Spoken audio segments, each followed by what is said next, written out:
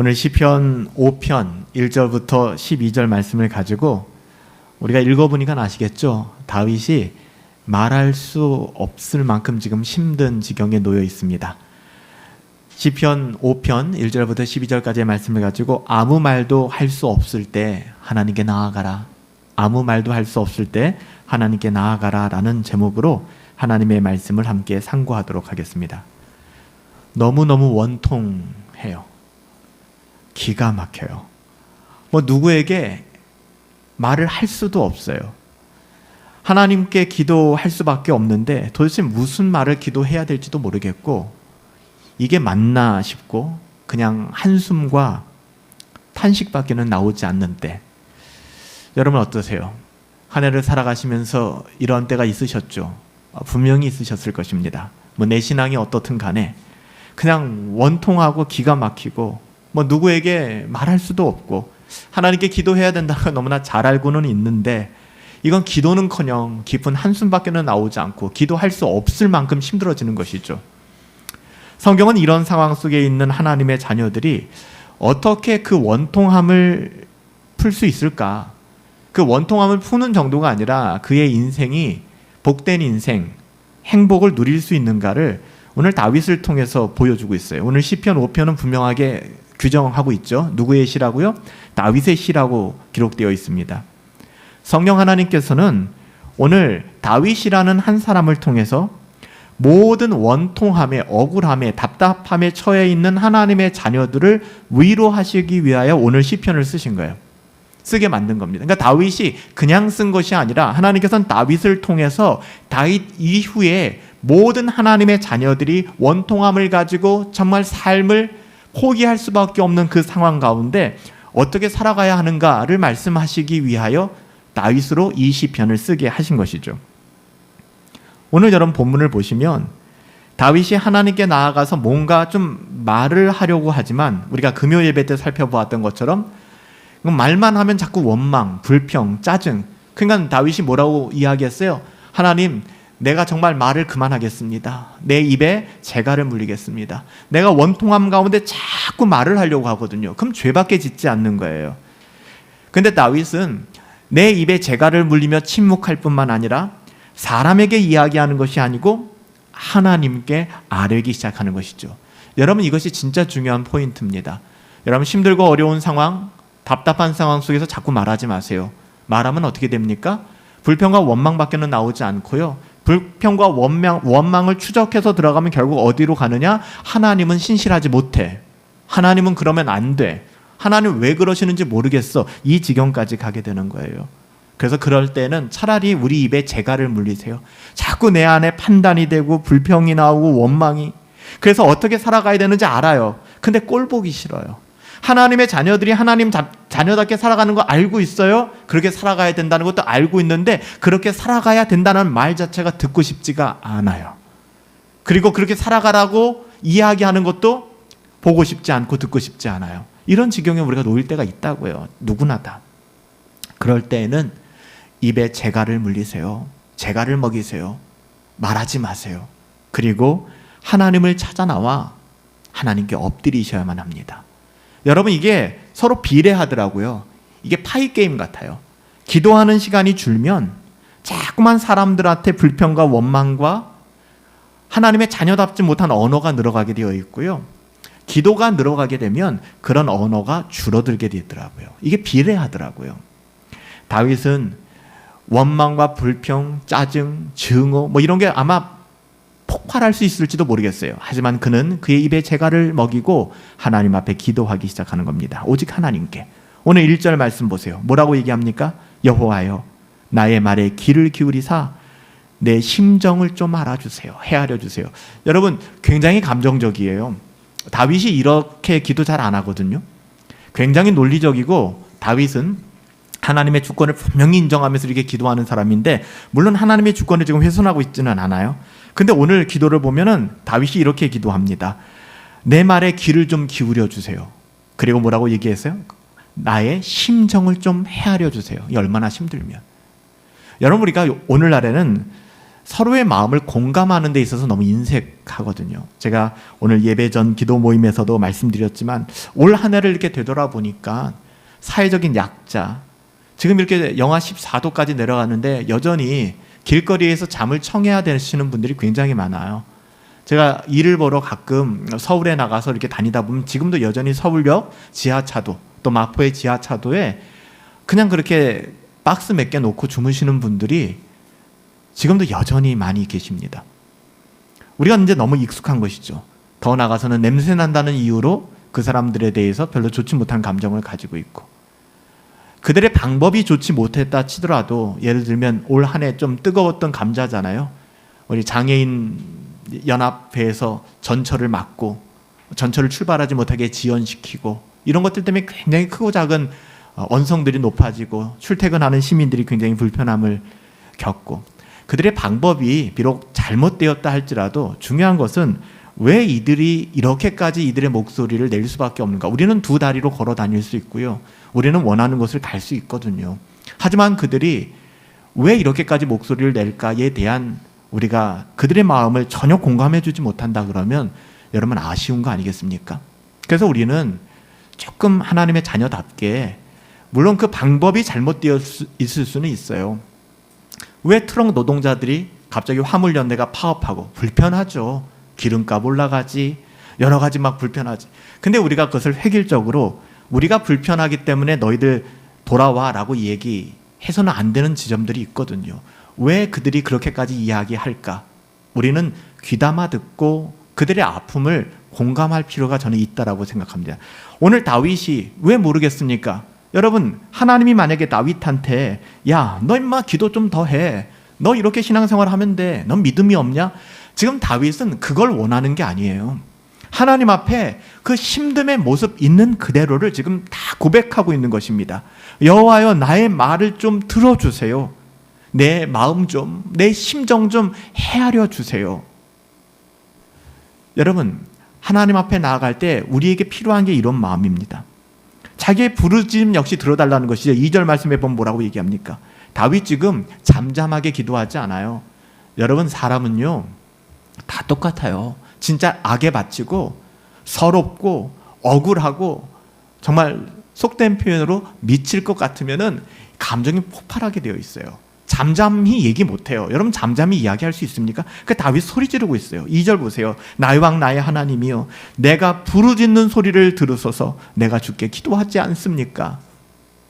여러분, 다윗의 그 답답함을, 그 안타까움을 어느 누구에게도 말해서 해결될 수 없는, 그렇지만 다윗은 사람을 찾아가지 않고 오히려 사람을 향한 그 입에는 재갈을 먹이고 하나님께 기도하고 있는 것입니다. 여기서 우리는 다윗이 어떻게 기도했는가를 보게 됩니다. 짧지만 3가지가 있는데요. 다윗은 말로 기도했어요. 당연히. 구체적으로 여러분, 중언부언하시면 안 됩니다. 하나님 앞에 적어도 내가 무엇을 기도하고 있는지는 알고 기도하셔야 됩니다. 근데 이게 굉장히 우리들 가운데 쉽지가 않아요. 그냥 기도합시다 그러면은 응얼응얼 거리는데 뭘 기도하는지를 모르는 거예요. 그 대표적인 게 뭔지 아세요? 내가 무엇을 놓고 기도했는지도 몰라요. 여러분, 우리가 분명한 언어로 하나님 앞에 기도해야 돼요. 또 하나, 오늘 다윗을 보면은 그렇게 못할 때도 있거든요. 그래도 막연하게 기도하는 것이 아니라 침묵으로 기도하지만 그 마음의 중심이 불타는 것 같이 하나님 앞에 분명함으로 기도한다는 거예요. 또한 어떤 경우에는 3번째 뭐예요? 막 부르짖으면서 기도하는 것이죠. 막 주님의 이름을 부르면서 기도하는 거예요. 교회마다 다 다르죠. 그래서 저희는 금요 기도회 때 우리가 좀 그래도 목소리 높여서 기도하려고 하는 이유도 전 여기에 있어요. 그렇게 기도하고 싶어요. 제가 청년 때 처음 예수 믿고서 성결교회 다닐 때 이제 교회 교사도 하고 처음에 막 그렇게 섬겼어요. 근데 교회 이제 여름 성경학교를 앞두고 제가 일이 있어서 저기 전라도 광주 지역으로 내려간 일이 있었어요. 한참 이제 예수 믿고 나서 성령 받고 뜨거울 때거든요. 그래서 다른 교회죠, 제가 다니지 않는 교회에 새벽 예배를 나갔어요. 그러니까 새벽 예배 끝나고 나서 기도하고 이제 돌아가지 않습니까? 저는 이제 성결교회에서 예수 믿었기 때문에 얼마나 뜨거웠겠어요. 앉아가지고서 우리 아이들 이름 다 부르고 선생님 이름들 다 부르면서 그렇게 기도를 했죠. 제가 다니는 교회는 아니었지만. 그러고 나서 이제 간절함이 있었어요. 이게 나오는데 어떤 분이 저를 기다리고 있더라고요. 어떤 어르신이 기다리고 있는 거예요. 장로님이신지 장로님 같았어요.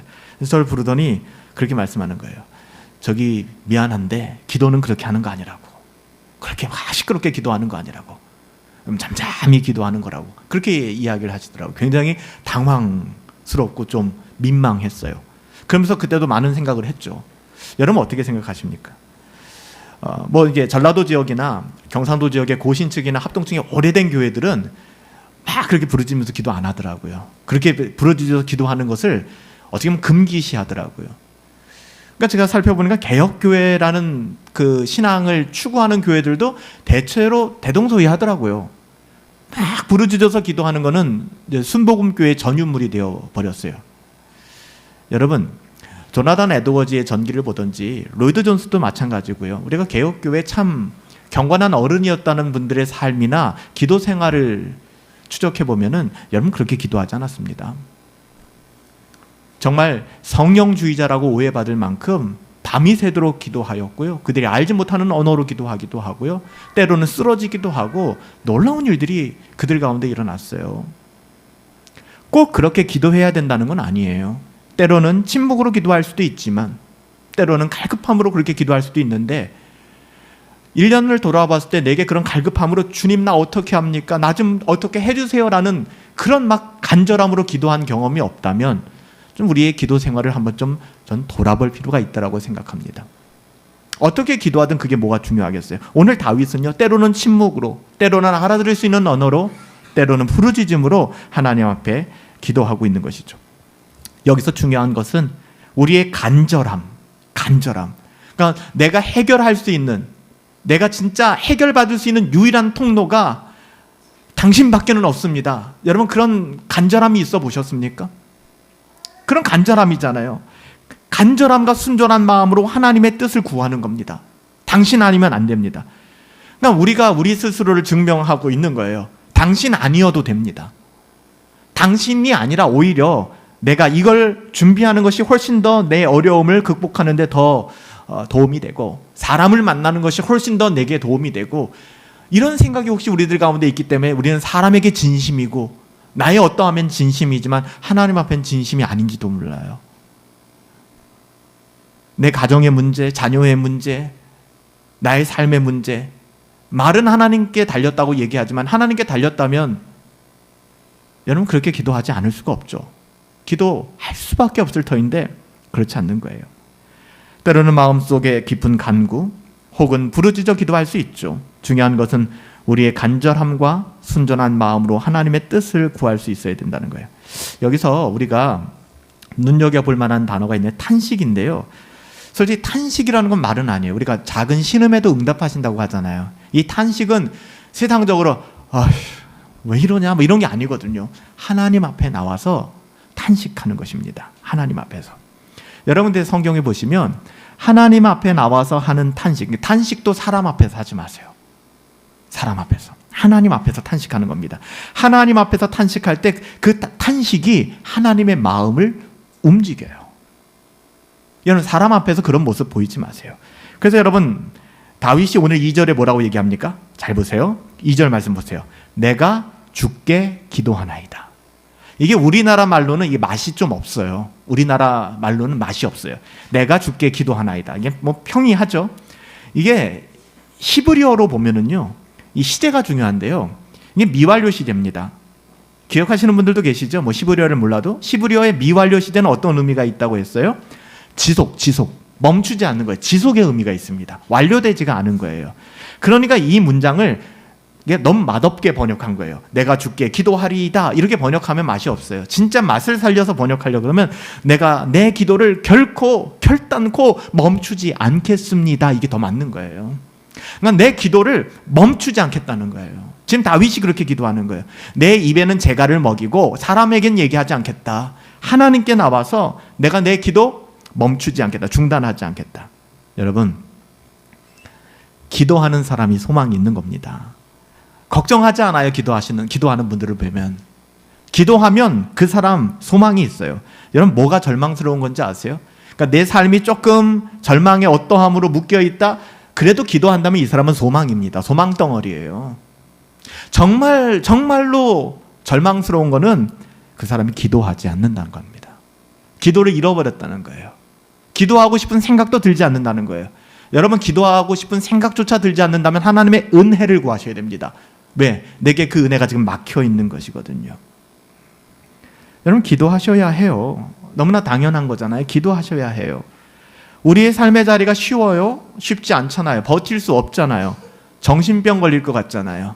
정신질환 걸릴 것 같지 않습니까? 그래서 우울증 걸리고 공황장애 걸리고 다 그런 거 아니겠어요? 우리의 삶의 자리가 너무 버거울 때가 많잖아요. 여러분, 자꾸 사람에게 풀지 마시라고요. 사람은 우리가 사랑해야 될 대상이지 믿을 구석이라고는 일도 없는 구석입니다. 사람이 존재입니다. 하나님 바라보세요. 그래서 부탁드려요. 지난 금요일 날 말씀을 들은 분들은 더 와 닿으실 거예요. 이 말씀이 연결되실 테니까. 여러분, 입에 재갈을 먹이세요. 말하지 마세요. 그리고 하나님 앞에 기도의 문을 여십시오. 기도하셔야 돼요. 우리를 둘러싼 그 어떤 환경과 상황도 인생에 찾아오는 그 어떤 악재라고 할지라도 이것 때문에 내가 기도하지 못해, 이것 때문에 내가 기도를 쉬었어, 이것 때문에 내가 경건을 멈출래, 여러분, 이런 변명거리로 만들면 그 인생은 소망이 없어요. 소망이 없어요, 진짜. 여러분, 그 어떤 환경과 상황이 있을지라도 정말로 무조건 조건이 없어요. 기도의 자리로 나아가야 돼. 그게 소망이 있는 거예요. 오늘은 날씨가 춥고, 오늘은 날씨가 덥고, 오늘은 내 형편이 좋지 않고, 오늘은 가정에 문제가 있고, 언제 기도하십니까? 이걸 바꾸셔야 돼요. 오늘은 더워서 기도하는 거예요. 추워서 기도하는 것이고, 가정에 문제가 있으니까 기도하는 것이고, 내 형편이 어려우니까 기도하는 것이고, 내 마음이 기도하고 싶지 않으니까 기도하는 거예요. 이 말에 어폐가 있지만 그게 믿음이라니까요. 기도하고 싶지 않을 때 기도하는 게 믿음이에요. 기도하고 싶을 때 기도하는 게 그게 무슨 믿음입니까? 기도하고 싶으니까 기도하는 거죠. 근데 기도하고 싶지가 않아요. 그때 히브리서 기자의 그 고백을 기억하며, 아, 믿음은 보이지 않는 것들의 증거구나, 바라는 것들의 실상이구나. 그래, 기도해야지. 내 생각은 기도하고 싶지 않은데 내 의지를 쳐서 복종시켜. 굉장히 잔인한 일이거든요. 힘든 일이거든요. 기도의 자리에 나오는 겁니다, 여러분들. 여러분, 기도하고 싶어 나오는 사람들이 몇이나 되겠어요? 아니거든요. 저는 그렇게 말씀드리고 싶어요. 무조건이 어디 있겠습니까마는 이건 무조건이에요. 그냥 무조건 기도하세요. 무조건 기도하십시오. 그래서 여러분, 다윗 역시 지금 그런 상황인데 무조건 기도하기로 그의 의지를 굴복시키는 거예요. 의지를. 그래서 3절에 뭐라고 얘기합니까? 다윗 이렇게 고백하죠. 여호와여, 아침에 주께서 나의 소리를 들으시니, 언제요? 아침에 내가 주께 기도하고 바라리이다. 3절에 아침에라는 단어가 2번이나 나와요. 아침에. 다윗은 하나님께서 아침에 내 기도를 들으시기 때문에 아침에 기도하겠다고 합니다. 여기서 말하는 아침에라는 단어는 엄밀하게 얘기하면 새벽 미명이거든요. 그러니까 새벽 미명이 우리가 물리적인 시간일 수도 있겠지만 전 이렇게 해석하고 싶어요. 그가 잠에서 눈을 뜨는 바로 그 시간, 그 시점이 새벽이죠. 그게 아침 9시가 될 수도 있어요. 밤에 좀 무리했다면. 어떤 사람은 5시가 될 수도 있고요. 우리는 예배당에 모여서 새벽 기도를 하지 않잖아요. 새벽 경건을 안 하잖아요. 그래서 여러분들에게 제가 늘 메시지를 새벽마다 새벽 5시에 올려놓고 6시에 여러분 카톡방에 공유를 하고 여러분들에게 올려드린단 말이에요. 부탁드리잖아요. 아침에 일어나는 여러분들의 그 삶의 자리가 새벽 예배의 현장이 되었으면 좋겠다. 그렇게 좀 해달라. 여러분, 그거거든요. 지금 다윗이 그런 거예요. 그가 눈을 뜨는 그 첫 시간에 하나님께 기도하겠다라고 얘기하는 거예요. 다윗은 그의 환경과 상황 탓하고 원망하고 불평하는 가운데 빠진 것이 아니라 뭐 했어요? 기도했어요. 일어나면 기도. 일어나면 어떻게 하지? 무엇 같네. 내 삶 왜 이래? 이게 아니라는 거예요. 짜증나. 미치겠어. 돌아버리겠어. 이런 말도 안 되는 표현이 아니라, 여러분, 이런 표현을 내 자신에게도 하면 안 되는 거예요. 재갈을 먹이세요, 그냥. 그리고 기도하는 거예요. 하나님의 은혜를 구하는 것입니다. 다윗이 지금 그래요. 세상에는 두 부류의 사람이 있어요. 두 부류 다 피해갈 수 없는 인생의 고통과 낙심과 고난의 상황들. 똑같아요. 예수 믿으면 달라요? 예수 믿어도 힘들어요. 예수 안 믿어도 힘들고, 인생이란 게 그런 것입니다. 근데 어떻게 두 부류로 나눠지느냐? 그 순간에 기도하는 분들이 계시고요. 동일한 시간에 원망하고 불평하는 사람이 있더라고요. 그 중간은 없어요. 기도하면 원망하고 불평하지 않습니다. 원망하고 불평하면 기도하지 않아요. 그게 같이 가더라고요. 잘 생각해 보세요. 내가 막 원망, 불평이 터져 나올 때 여러분 기도하게 되시던가요? 절대 기도할 수 없어요. 반대로 기도해 보십시오. 기도의 무릎을 꿇어보세요. 낙타 무릎처럼 기도의 무릎을 한번 꿇어보세요. 고대 믿음의 선배들처럼 너무 기도해서 무릎이 낙타 무릎처럼 굳어질 만큼 여러분 무릎을 꿇어보십시오. 편안하게 의자에 앉아서 기도하지 마시고 무릎을 꿇어보세요. 현대인들이 무릎 꿇는 거 쉽지 않잖아요. 여러분 일주일에 몇 번이나 무릎을 꿇어봅니까? 한 번도 꿇지 않는 사람 많잖아요. 하나님 앞에 의도적으로 새벽에 아침에 일어나서 무릎을 꿇어보세요. 우리 예수님께도 그렇게 말씀하셨잖아요. 그렇게 사셨고요. 예수님의 삶 녹록지 않았잖아요. 30살밖에 안 살았는데 40, 60 먹은 사람의 얼굴을 가지고 사람들이 그렇게 알아볼 만큼 얼마나 고생했습니까? 예수님은 뭐 우리랑 다른 몸을 가지셨어요? 우리랑 똑같은 몸을 가졌단 말이에요. 예수님이 견뎌내시고 버텨내실 수 있었던 이유는 뭡니까? 기도하셨잖아요. 주님이 기도하셨잖아요. 새벽 미명에 마가복음 1장 35절에 보면 새벽마다 달려가 기도하셨잖아요. 사람 없는 곳을 찾아서. 오늘 본문에서 다윗도 그렇게 결심하는 거예요. 내가 그렇게 기도하겠다. 새벽에 경건 생활을 하라. 새벽에 기도하라고 하는 것은 새벽 예배가, 새벽 경건회가 효험이 있다. 새벽 경건회 하면 여러분 인생의 복을 받게 된다. 이런 얘기가 아니잖아요. 여러분 새벽 예배가 우상이 되면 안 됩니다. 그런 의미를 얘기를 하는 게 아니에요. 우리 하나님께서 말씀하시는 것, 다윗이 지금 새벽에 내가 깨어서 기도하겠다, 새벽에 하나님께 나아가겠다라고 얘기하는 건 뭐예요? 하나님께서 말씀하시는 뜻은 뭘까요? 쉬지 말고 기도하라는 겁니다. 쉬지 말고 기도하라. 멈추지 말고 경건을 추구하고 멈추지 말고 경건을 훈련하라. 나 이런 뭐 제자 훈련 A반, B반, C반 1코스, 2코스 다 받았는데, 제자 훈련 무슨 훈련 다 받았는데 나 다 알고 있는데, 이런 교만한 말 하지 마시고 오늘의 경건을 오늘에 채우라는 것입니다. 그러면 우리는 살 수 없어요. 그렇지 않으면. 여러분, 성경은 언제라고 분명하게 명시하고 있지 않고요. 에베소서 6장 18절에 재밌는 단어가 나와요. 어떤 단어가 나오냐면 에베소서 6장 18절에 보면 너희가 무시로 기도해라. 무시로. 그러니까 시간을 정하지 말고 무조건 무시로 기도하는 거. 언제든지. 쉬지 말고 기도하라는 이야기예요. 이렇게 무시로 기도하는 사람이라면 어떨까요? 그가 맞이하는 시간의 첫 시간을 여러분 어떻게 기도하지 않고 살아낼 수 있을까요? 당연히 기도하겠죠. 그렇지 않아요? 여러분 우리가 뭐 연애를 한다거나 좋은 일이 생기면 아침에 일어나서 그 사람에게 문자하잖아요. 연락하잖아요. 그렇지 않습니까? 그 연락 기다리고. 가장 그것이 1순위가 되어 있기 때문에 하나님이 1순위인 사람, 기도하지 않으면 안 되는 사람, 무시로 기도하는 사람은 당연히 그의 첫 시간 일어나서 기도할 겁니다. 자기의 시간이 생기면 제일 먼저 여러분 뭘 하십니까? 핸드폰을 열어서 기사를 검색하십니까? 게임을 하십니까? 카톡방 확인하십니까? SNS 확인하십니까? 기도하라는 거예요. 다윗은 지금 그렇게 얘기하는 거예요. 나는 그 시간에 기도하겠다라고 얘기하는 거예요. 그래서 성경에 나오는 많은 경건한 믿음의 사람들이 뭐 새벽 기도는 우리나라가 만든 거다, 대한민국이 만든 거다, 그런 얘기하지 마시고 새벽에 기도했잖아요. 다니엘 뭐 새벽에 기도했잖아요. 다 새벽에 기도하지 않았습니까? 믿음의 사람들을 보면. 다윗 역시 오늘 그가 처한 이 황망하고 원통한 상황 속에서 그가 택한 것은 뭐예요? 사람에게 말하는 게 아니라고요. 자꾸 사람에게 떠드는 게 아니라 하나님께 나아가 기도하는 겁니다. 어떤 일이 있어도 기도를 포기하지 않고 내가 기도를 회복할 거야 라는 이 결심, 2023년도에 우리의 결심이 되길 축복합니다. 여러분 기도가 있어야 교회가 살아납니다. 교회는 뭐 다르게 살아나는 게 아니에요. 기도가 회복되어져야 돼요. 교회는 여러분들이잖아요. 여러분들의 기도가 회복되어지면 교회는 그냥 회복되어집니다. 의지적인 결심이 있어야 되는 거죠. 하나님 말씀하세요. 이렇게 의지적으로 결단하는 자에게 복이 있도다.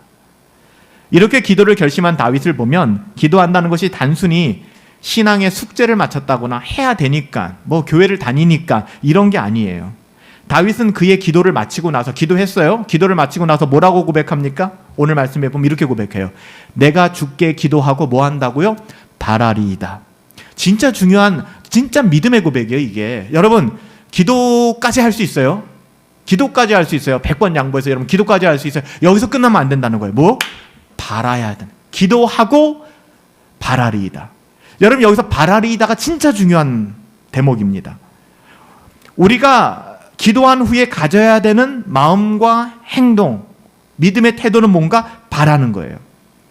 기도가 끝나면 모든 것이 끝난다라고 생각하는 분들이 계세요. 금요일 날 나와서도 기도하고 가고 끝나요. 그러니까 기도하면 끝. 아니라니까요. 이게 진짜 어리석은 겁니다. 만일 우리가 하나님께 간구한 것을 우리 자신이 잊어버릴 정도라면 여러분 그냥 그 기도라고도 할 수 없는 거예요. 그래서 제가 기도를 분명하게 여러분 정해놓고 묵상하며 하나님께 아뢰셔야 된다는 겁니다. 나도 기억하지 못하는 기도를 하나님께서 기억하시고 들어주세요라고 말하는 게 억지 아니겠어요? 나에게 그런 간절함도 없는데. 그래서 여러분 우리가 찰스 스펄전은 이런 얘기를 했어요. 스펄전이 이야기하기를 이걸 뭐라고 표현했냐면은 양궁에 비유를 했어요. 쏘는 화살. 활을 쏘는 사수가 화살을 활에다 걸고 쏘는 것이 내가 주께 기도하고 하는 겁니다. 그러니까 화살을 쏘는 거예요. 딱 관역을 향해 쏘는 것이죠. 그런 다음에 활에 휘를 놓을 거 아닙니까? 화살이 쫙 나갈 거 아니야. 그 다음에 바라리다가 여기에 해당된다는 거예요.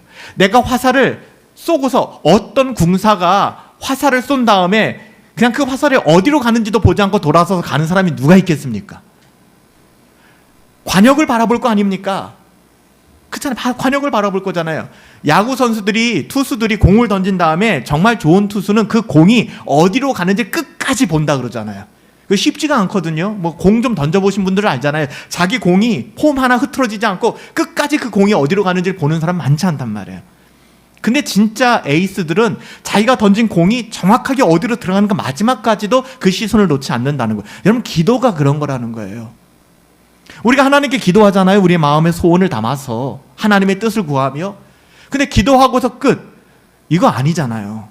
그 기도가 어디를 향하여 가고 있는지 어떻게 응답되고 있는지를 여러분 바라보라는 거예요. 여러분 그렇게 하십니까? 그러니까 기도는 기도한 것도 중요하지만 기도 이후가 중요하다는 거예요. 그래서 여기 보면 여러분들 조금만 더 제가 풀어드릴게요. 이해가 또 좀 더 깊이 되실 수 있을 것 같아서 3절 말씀에 기도하고 라는 말이 나오죠. 다윗이 기도하고 이 원어적인 뜻을 보면요 기도한다는 뜻이 안 나와요. 근데 이걸 기도하고라고 번역을 했어요. 이 원어의 의미는 뭐냐면 여기 사용된 기도하고의 원어의 의미는 뭐냐 하면은 재물 아시죠? 재물, 소, 양, 비둘기 구약에 드렸던 그 재물을 번제단에 쫙 놓는 겁니다. 이 뜻을 가진 단어예요. 그러니까 제사장이 아침에 번제물을 놋제단 위에 쭉 놓는 거 아니면 성소에 진설병을 쭉 배치하는 것 이때 쓰이는 단어가 여기 기도하고라는 단어예요. 그러니까 다윗이 왜 지금 이 단어를 사용했는가를 볼 필요가 있어요. 하나님 앞에 우리가 기도한다는 것이 바로 이거예요. 하나님께서 불로 응답하다. 재물을 왜 놓습니까? 하나님이 불로 태우시고 역사하시는 것을 보기 위해서 재물을 드리는 거 아니겠습니까? 우리가 기도한다는 것도 그런 의미를 가지고 있다는 거예요. 자기의 재물을 연락하시는 것을 보고 싶다. 연락되는 것을 자신의 기대를 표현하고 있다고 우리가 볼 수 있는 것입니다. 그래서 여러분들 우리가 기도할 때 중요한 것은 기도한 후의 모습이에요. 잘 보세요. 하나님께서 그러니까 우리가 구한 것을 하나님께서 어떻게 이루어 가시는가를 기대하고 바라보는 겁니다. 여기서도 오해하면 안 돼요. 내가 원하는 대로 되나 안 되나를 감시하라는 게 아니라 내가 있는 그대로 하나님께 올려드렸는데 난 잘 모르겠어. 이 일이 어떻게 될지 어떤 것이 선한 일인지 난 진짜 모르겠어. 근데 하나님께 올려드렸고요. 이 올려드린 걸 하나님이 어떻게 이루어 가시는가를 내가 보겠다가 중요한 것이지 하나님 내가 기도했으니까 들어주겠지? 반드시 응답할 거야. 이게 아니라는 거예요, 여러분들. 이 진짜 하늘과 땅 차이거든요. 우리의 모든 것 다 하나님께 올려드리고 내 뜻을 구하는 것이 아니라 하나님 뜻대로 이 화살이 날아가는 것을 보는 것이죠. 그래서 여러분 이것 때문에 이런 의미를 안다 그러면 신약 성경에 마가복음 11장 24절에 예수님이 말씀하셨죠. 내가 너희에게 말하노니 무엇이든지 기도하고 구하는 것은 받은 줄로 알라. 이 말은 내가 원하는 A 주세요. A 내게 주시겠지. 이 뜻이 아니란 말이에요. 무엇이든지 기도하고 구하는 것은 받은 줄로 알라는 우리가 활시위를 놓고 놨어요. 놨어요. 그럼 그 화살이 날아가는 것은 하나님이 그 걸음과 모든 방향들 다 인도하신다는 거예요. 그럼 우린 그걸 바라보고 있으면 돼요.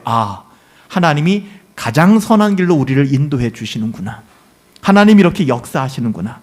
여러분, 그런 의미예요. 그러니까 우리의 기도는 다 응답될 수밖에 없는 것이죠. 여러분, 어떻게 이렇게 할 수 있을까? 제가 계속 말씀드리지만 내가 원하는 방식대로 해주세요라고 주장하는 사람들에게 이게 불가능합니다. 그런 사람들에게 기도 응답은 일어나지 않아요. 여러분, 이러한 태도는 하나님 아버지께서 하나님의 온전하신 지혜로 내 기도를 결국 무시하지 않을 거야. 일단 이런 신뢰가 있어야 돼요. 하나님은 나의 작은 신임에도 응답하실 거야. 이 신뢰죠. 그런 신뢰를 갖는 것과 내 뜻대로 될 거야는 다른 문제입니다.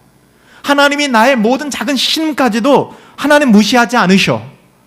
하나님은 다 알고 계셔. 그리고 하나님은 가장 선하게 응답해 주실 거야. 그래서 기도하고 구하는 것은 이미 받은 것으로 여기라 라고 말씀하신 겁니다. 요 대목을 이해하면 예수님의 말씀이 이해가 돼요. 근데 요 대목이 이해가 안 되면 뭐야? 내가 원하는 대로 구하면 다 주신다고 하더니 왜 안 주셔? 이 이야기가 나오는 것입니다. 다윗이 지금 하고자 하는 말은 우리의 기도가 응당 내가 원하는 대로 이루어지는가 아닌가를 살펴보라는 이야기가 지금 아니죠. 하나님께서 나에게 어떤 일을 행하실 것인가, 하나님께서 어떻게 이루어 가시는가를 바라보라는 것입니다. 이게 기도에 있어서 굉장히 중요한 지점이에요. 근데 여기에 관심이 없거든요. 맨날 와서 주구장창 A, B, C, D는 나에게 주시고 D, E, F, G는 나는 원하지 않으니까 좀 멀리 하시고 이 뜻대로 될지어다 맨날 이러고 가니까 안 되는 거예요. 있는 그대로 사람에게 말할 수 없는, 또 사람에게 불평할 수 있는 내용들은 다 재갈을 먹이고 침묵하며 하나님께 구하며 나가라는 거예요. 하나님께서는 다윗에게 그런 은혜를 주셨어요. 그렇다면 다윗이 이렇게 확신할 수 있었던 확신의 근거가 뭘까요? 다윗 이렇게 얘기하잖아요. 노골적으로 2절에 나의 왕, 나의 하나님. 그분이 나의 왕이시라는 거예요. 이게 이 종교의 언어가 아니거든요. 그분이 나의 왕이시고 나의 주인이시기 때문에, 이 땅의 왕이시고 통치자이시기 때문에 하나님은 모든 게 다 가능하세요. 우리가 가끔 병든 자를 위해 기도하잖아요. 하나님의 암이나 감기나 똑같아요. 감기는 왜 안수하고 나면 나을 것 같고 암은 불가능할 것 같아요? 암과 감기는 하나님의 다 아무것도 아닙니다. 그런 문제의 차원이 아니라는 거예요.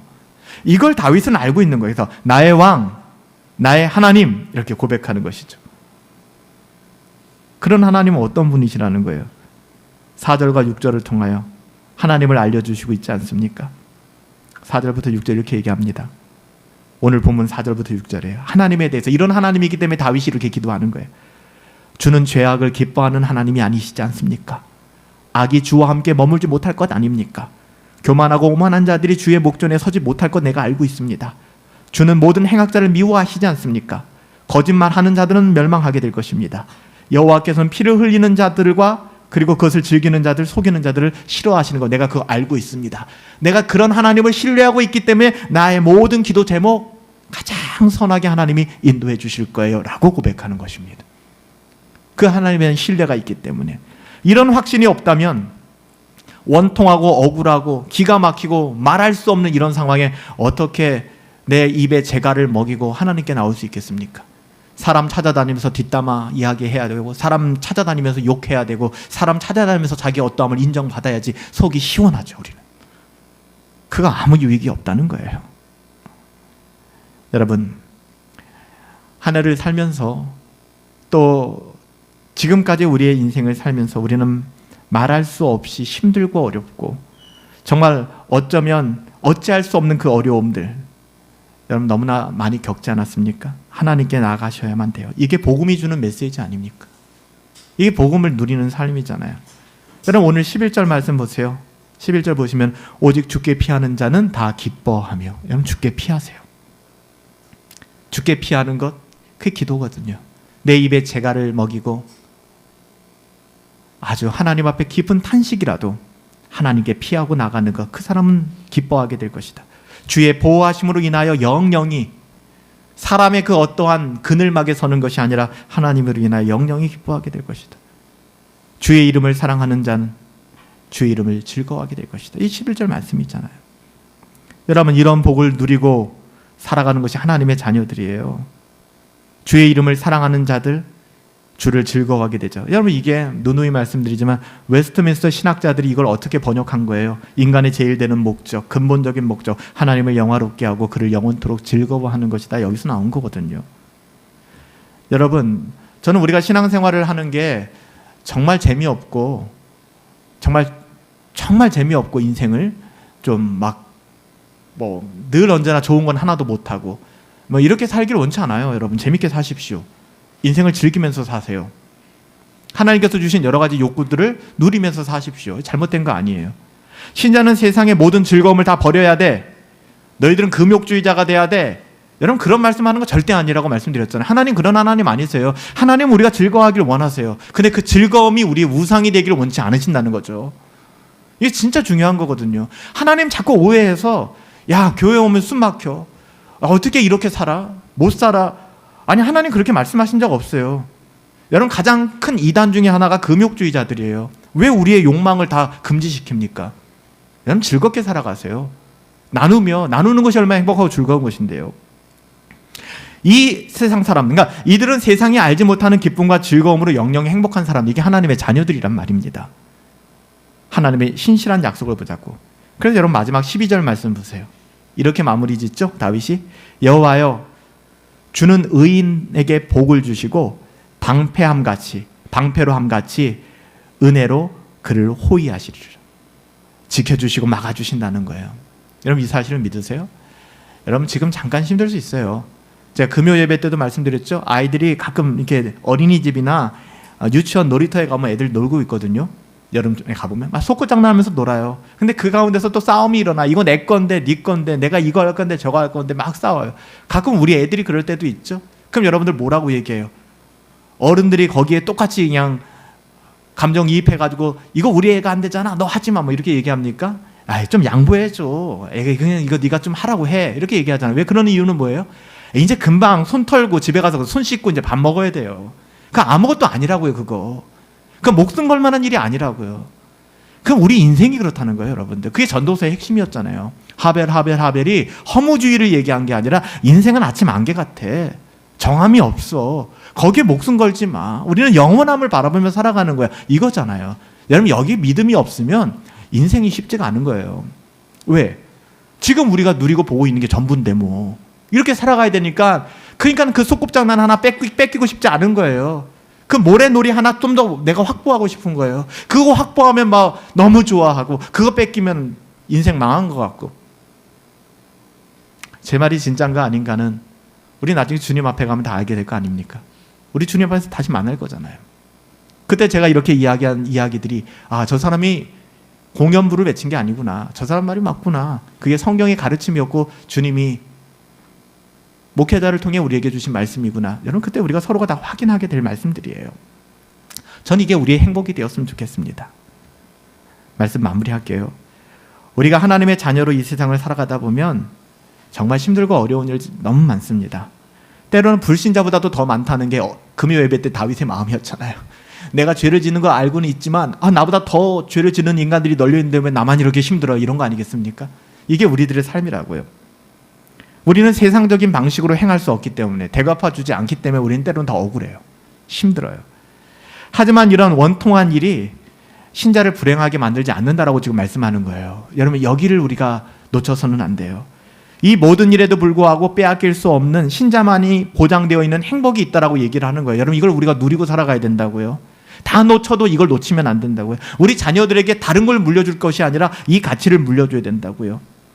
신자들은 이때마다 가슴이 무너져서 끌어안고 울고 불고 낙심하는 것이 아니라 하나님의 은혜가 무엇인지를 깨닫게 되고, 우리가 마땅히 이 땅을 어떻게 살아가야 되는지 참된 지혜를, 전도자가 지금 그거 얘기한 거잖아요. 전도서에서 지혜를 얻어야 된다는 거예요.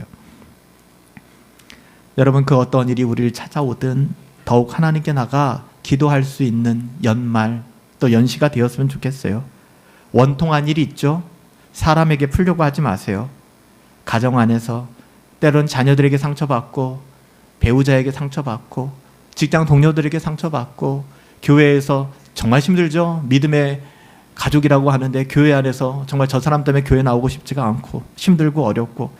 여러분, 그거 다 마귀가 우리를 묶고 또 우리를 자꾸만 어렵게 만드는 거거든요. 그때는 여러분 생각하지 마세요. 기도하세요. 한 사람을 위해 기도하시고. 그래서 우리가 따뜻한 선물을 좀 나누자고 했던 이유도 좀 거기에 있거든요. 한 명이라도 우리가 연말에 좀 영혼을 품고 기도했으면 좋겠다. 정말 여기 뭐 선물 내자는 게 목적이 아니에요, 여러분들. 목사의 마음을 여러분 아십니까? 그분을 위해 한 달 동안 좀 기도하자는 거예요. 기도하면 그 사람의 필요가 뭔지 알 것 같아요. 저희 집 딸도 물어보는 거예요. 저희 집 딸도 이제 뭐 대상자가 있을 테니까 너 선물 준비해야지 했더니 뭘 좋아할지 모르겠다는 거예요. 자기랑 너무 다른 삶을 살고 있는 누군가니까. 그래서 제가 이야기를 했어요. 그러니까 네가 더 관심을 갖고 그 사람은 어떤 걸 좋아할까? 그 사람의 입장이 되어서 네가 그렇게 선물을 준비하라는 거야. 그게 제 마음이거든요. 어디 가서 뭐 선물 하나 준비하는 게 뭐가 힘들겠습니까? 하나님 앞에 우리의 마음을 쏟아 놓으세요. 그저 자기 연민에 빠져 흐느끼지 마시고 자기를 동정해 주길 바라는 그 마음이 아니고 자기 자신이 흠뻑 취해서 나가는 것이 아니라 살아계신 하나님, 공의로우신 하나님, 모든 것을 바로잡아 주시는 하나님, 그러나 진노보다도 더 크신 하나님의 은혜를 베푸시는 하나님께 우리가 나가는 것, 이것이 우리의 삶입니다. 그래서 그렇게 고백하는 거죠. 여호와여, 아침에 주께서 나의 소리를 들으시리니 내가 그래서 기도합니다. 주님 나의 음성에 귀를 기울이시니까. 저와 여러분들 모두 그 어떤 환경과 상황 속에서도 특별히 말할 수 없는 그 환경, 상황의 버거운 자리에서도 기꺼이 주님께 피하실 수 있는 그런 저와 여러분들 되시길 예수님의 이름으로 축복합니다. 살아계신 아버지 하나님, 하나님이 있어 너무 좋습니다. 하나님이 있어 너무 다행입니다. 그럼에도 불구하고 하나님 보이지 않는다고, 하나님 뜻 알지 못한다고 힘들고 어려운 삶의 자리에서 그것을 변명하고 핑계대면서 여기서 또 멈추지 않고 적극적으로 입을 열어서 사람들에게 죄를 지으면서 하나님 우리는 그렇게 우리의 인생을 살아가는지도 모르겠습니다. 하나님 때로는 말할 수 없이 힘들고 어려운 정말 내 자신도 어떻게 할 수 없는 그 지경에 빠질 때가 있습니다. 이런 영적 무기력이 너무 오랫동안 우리의 영혼을 잠식하면 우리의 영혼은 너무나 힘들어질 수밖에 없습니다. 이때 하나님 우리가 의지적으로라도 우리 자신을 그래서 쳐서 복종시킨다는 표현을 쓰고 있는 거 아니겠습니까? 우리 자신을 쳐서 복종시키는 거 아픈 일입니다. 고통스럽고 힘든 일입니다. 하지만 쳐서 복종하여 주님의 은혜를 구하고 주님께 입을 열어 기도할 수 있도록 사람들을 향한 모든 입술에는 재갈을 먹이게 하여 주시고 하나님을 향해서는 때로는 울기도 하고 소리를 지르기도 하고 따지기도 하고 하나님 앞에 있는 모습 그대로 나아가 씨름할 수 있는 야복강강에서의 야구처럼 하나님 그렇게 연말을 보내고 새로운 한 해를 준비할 수 있도록 우리 사랑하는 성도들 붙들어 주시옵소서. 하나님이 함께 하시기를 간절히 소원합니다. 예수님의 이름으로 기도하옵나이다. 아멘. 하나님이 주신 참된 행복, 여러분 그 행복을 누리실 수 있었으면 좋겠습니다. 화려하지 않아도 정결하게